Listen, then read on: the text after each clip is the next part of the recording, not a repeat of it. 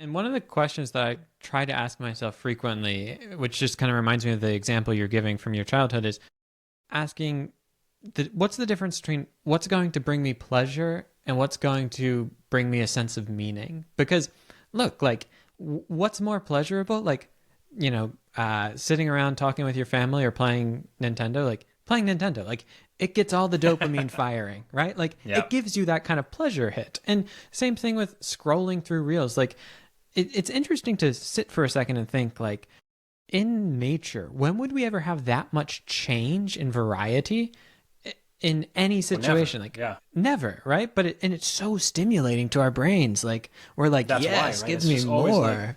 like, Yeah, we love new and shiny and different, and we can just get that swipe, swipe, swipe. And it gives you that, like, kind of low-level pleasure. But none of us walk away from that feeling like, oh, that filled me up with a sense of meaning and purpose in life. And when we think about, our unhappiness or what we're looking for, it's often not, even if we don't have the language, more pleasure. It's, I want something meaningful. I want connection. I want something to feel like 100%. It matters.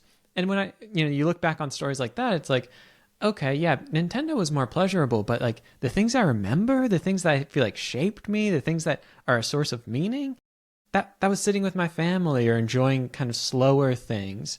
And I think about that with things like camping as well, or just the simple things of life. And I don't get this right all the time by any means. I like pleasure as much as the next person. But even just that simple question I find is helpful. And it's like, a friend asks you to help them move. And it's like, that's not going to bring me like pleasure at a base level. Like, moving isn't fun. But I'll actually feel better afterwards because I'm going to feel connected to someone. I'm going to feel useful and I'm going to kind of meet these deeper needs. It's like, And the more we can train ourselves of saying like, no, the meaningful thing is actually better, not just in this abstract sense, but like fills me in a more full way than the thing that was pleasurable. I think we're able to take those small steps towards doing that more naturally. Yeah, that makes total sense. Since we're kind of in this talking, about connection and the lack thereof caused by technology and so on, I'd love to stay on this topic a little more. There's a question I had for you that had to do with something you wrote. Let me see if I can find it. Here we go. So at some point, you wrote on your Substack, I want to read you this. You said, this was regarding AI. You said, people can gatekeep the publication and others can fast track the production via artificial means, but no one can take from you the experience of writing. Today, people are faced with a new choice. For the first time, they can have the book without having to write it themselves. I pray they don't take that poison. Why do you say that? Yeah, I mean, this goes right back to that kind of pleasure versus meaning thing that we're talking about there. I think there is such a temptation with AI to check off the box that we did it. We all like finishing something, right? It just, oh, yay, we did it. And we can say we did it even better in kind of the social media world, right?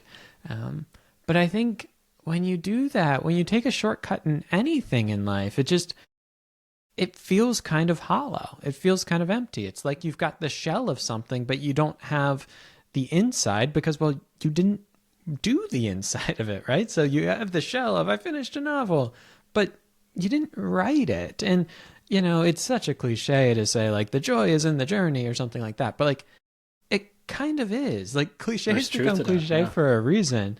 And when I look back, like, and I won't lie, like, getting a publishing deal for a novel, yeah, that feels great. Like, when that happens, it's wonderful.